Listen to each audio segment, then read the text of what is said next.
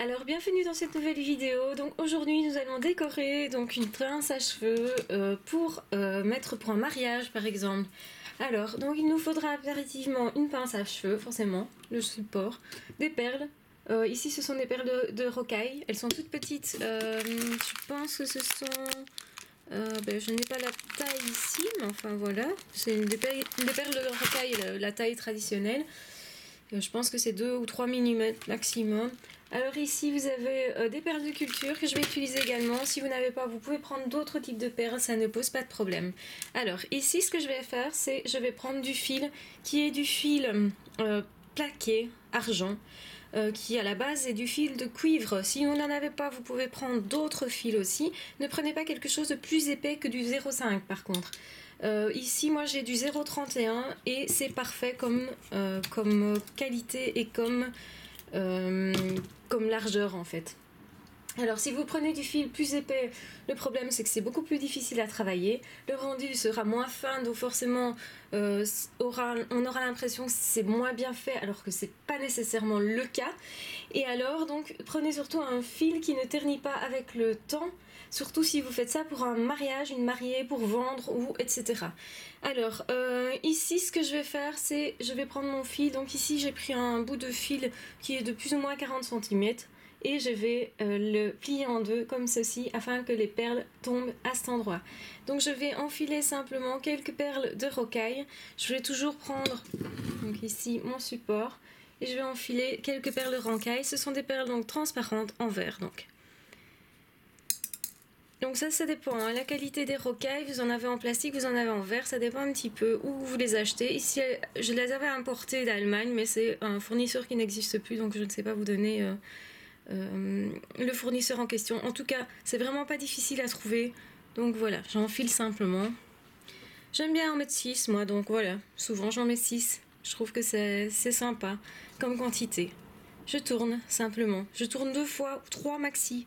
Pas trop tourner, hein, parce que sinon évidemment vous risquez que votre fil se casse au final. Donc ça évidemment c'est pas recommandé. Je recommence, je fais pareil, je réenfile. Donc ici je vais enfiler des perles à nouveau. J'en mets 6 tout simplement. Et hop.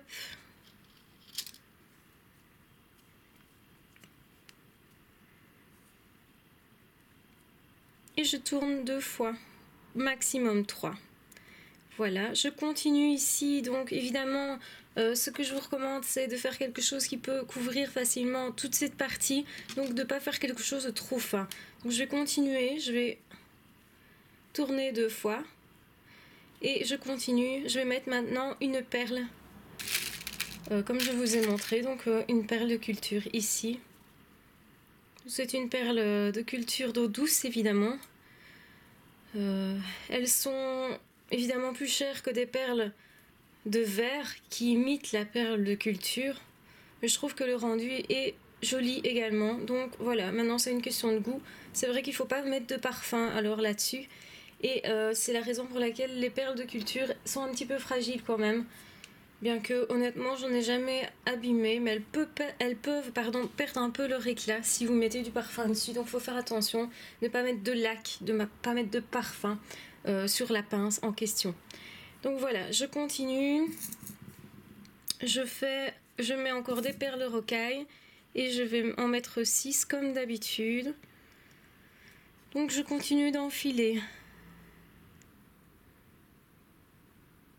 Voilà, donc ici on en a 1, 2, 3, 4, 5, je mets la 6e. Et puis je fais la même chose, donc je tourne 2 fois, maximum 3, etc. Je continue et je vous retrouve hors vidéo parce que je vais continuer ma petite œuvre. Et comme ça, ensuite, on va voir ensemble comment la fixer au support. Alors on se retrouve, donc j'ai avancé un petit peu à ce niveau-ci, donc simplement en continuant de faire la même chose, hein, donc en rajoutant 1 et puis 2, 3, comment dire, feuillage on va dire. Et donc ici je vais vous montrer comment je procède pour le fixer. Donc je vais introduire mon fil à l'intérieur de la pince.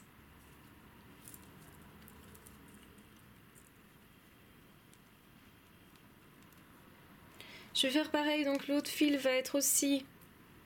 va passer aussi dedans.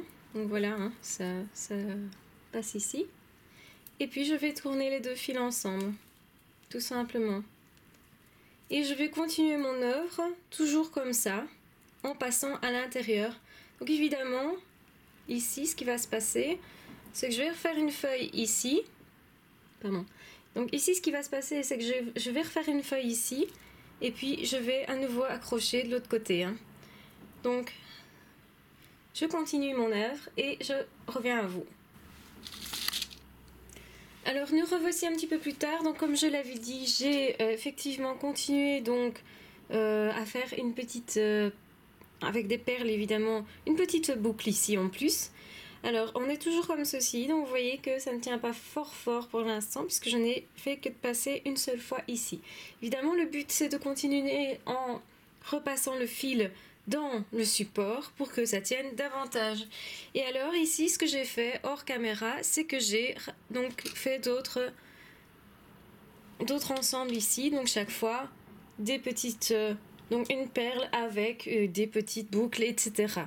Et donc ceci je vais aller le fixer avec le reste. Alors ici ce qui va se passer, comme je vais avoir deux fils qui passent sur le dessus, soit je mets des perles sur cette partie là, ou soit j'entortille mes deux fils comme ceci pour que ça fasse plus joli et cohérent avec l'ensemble. Donc ici j'entortille, je vous montre cette manière là. Vous pouvez très bien remplir ceci de perles, mais moi j'aime mieux garder une certaine logique, la même logique que l'ensemble du bijou. Même si mettre des perles ça aurait fait joli aussi, donc c'est pour ça que je vous en parle.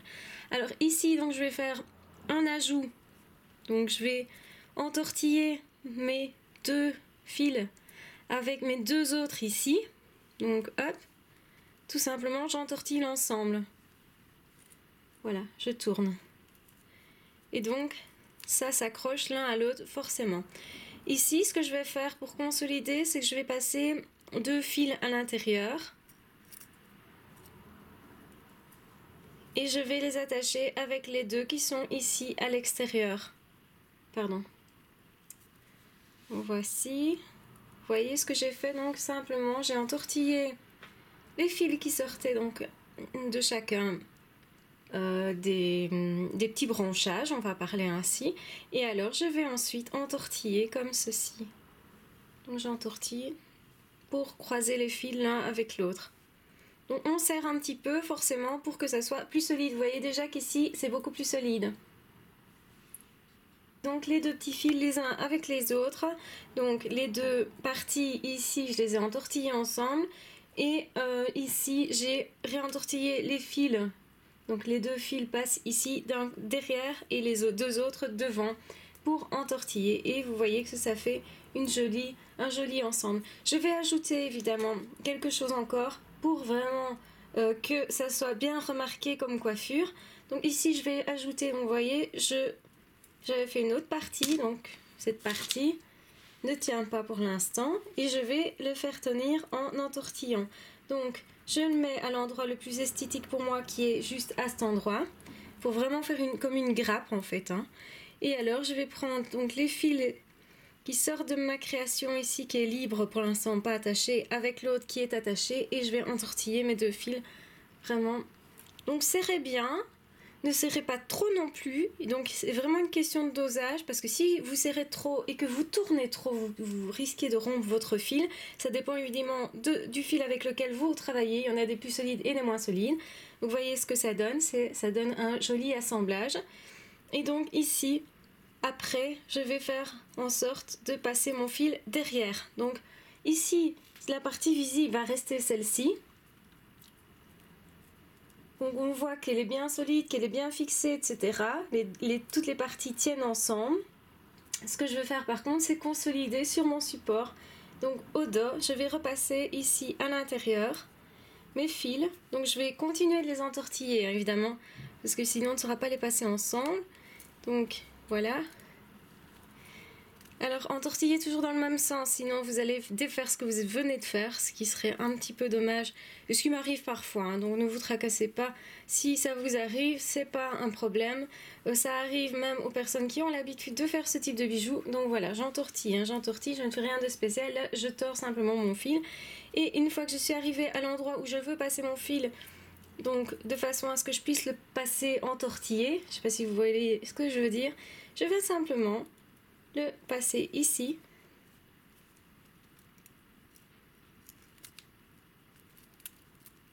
Et voilà, toutes les parties sont passées de l'autre côté. Donc voilà, je vais bien le serrer ici à l'extrémité de ma pince. Pardon, je suis encore hors caméra. Donc voilà, je vais bien serrer ça donc à l'extrémité de ma pince. Je vais le retourner mon œuvre et je vais passer à l'intérieur ici, comme ça. Vous voyez, ici mon fil ressort, donc mon fil ressort là, et je le passe derrière, donc hop, entre les différentes parties du bijou à l'intérieur pour que ça ne se voit pas et ça se confond. Voilà. Et hop. Donc je vais reprendre mon tronc, ce que j'appelle le tronc, c'est l'ensemble ici, et je vais repasser une fois ou deux à l'intérieur. Donc ça va consolider l'ensemble, hein, ceci. Donc j'ai mon tronc qui est là. Donc ce que j'appelle le tronc, c'est l'ensemble des fils qui ressortent tout simplement. C'est rien d'extraordinaire. Donc je repasse ici à l'intérieur, tout simplement pour consolider l'ensemble. Je vais m'arranger pour que tous ces petits fils qui passent, vous voyez les petits fils qui dépassent, pour que ça ne soit pas visible sur cette partie-ci. Donc je vais l'entortiller à l'intérieur du bijou, comme ceci. Donc faites ça avec précaution parce que de ça dépend vraiment la finalité, comment dire, les finitions, etc. La manière dont c'est fait, c'est vraiment très important, justement pour que ça soit le plus beau possible. Hein. N'oubliez pas que moi ici, je suis en train de faire quelque chose pour une mariée éventuellement, donc il ne faut pas non plus que ça dépasse de trop. Donc ici, j'ai mes fils, je continue en les entortiller. Je les entortille évidemment en les serrant bien, justement pour avoir une certaine finition. Alors maintenant on va passer à la coupe, puisque en fait on va découper ici avec la petite pince de précision. Il faut faire très attention, on va aller couper tout près de notre travail les excédents. Surtout ne coupez pas votre travail, hein. Je ne rigole pas, ça m'est déjà arrivé, donc voilà. Ce serait dommage d'avoir fait tout ça et puis que ça se défasse juste parce que vous avez coupé le mauvais fil. Et donc voilà. Alors évidemment, si vous avez un fil qui vous dérange, qui gratte un petit peu, on va reprendre notre pince plate et c'est la meilleure façon pour attacher les fils ensemble. Donc on va faire une petite pression ici. Attention également de ne pas éclater vos perles parce que les perles de rocaille parfois peuvent être fragiles. Ici, moi j'ai des perles qui sont de bonne qualité quand même, donc généralement elles s'éclatent rarement. Mais tout est une question de travail, de dosage et d'habitude. Donc moi je suis quand même habituée, ça fait plus de 20 ans que je fais des bijoux pour ceux qui se posaient la question. Voilà, ce qui ne me rajeunit pas tout à fait, mais voilà. J'ai donc ici un ensemble, donc je ne sais pas si vous voyez votre pince. Voici votre pince, donc on va remettre ça sur le support pour que vous voyez bien. La pince est terminée, elle est comme ceci. Et donc elle vous fera un charmant bijou pour une mariée. Vous voyez ce que ça donne. C'est vraiment très sympa, c'est assez classe. Et évidemment, les perles de culture font tous leurs effets. Les perles de rocaille aussi. Donc c'est important de prendre de belles qualités de perles. Donc je vais vous zoomer pour vous permettre une meilleure visibilité. Voici. Voici le bijou. C'est vraiment très beau. Hein. Voilà, j'espère que vous aurez aimé cette vidéo. N'hésitez pas à la partager si vous l'avez aimée. N'hésitez pas à me proposer d'autres types de bijoux. Si vous vous posez la question de comment faire tel ou tel type de bijoux, je verrai ce que je peux faire puisque je connais beaucoup de techniques Malheureusement, je connais pas tout non plus, mais je connais énormément de choses, donc je peux vous aider très certainement. Voilà, je vous remercie d'avoir regardé cette vidéo, je vous souhaite une très bonne journée, j'espère que je ne serai plus malade dans les suivantes vidéos parce que vous avez sûrement remarqué que ma voix est un petit peu enrouée et que je parle un peu du nez du coup puisque j'étais malade ici récemment. Et oui, ça arrive à tout le monde. Et voilà, je vous souhaite en tout cas une agréable fin de journée et on se retrouve très vite pour d'autres vidéos. Bye bye!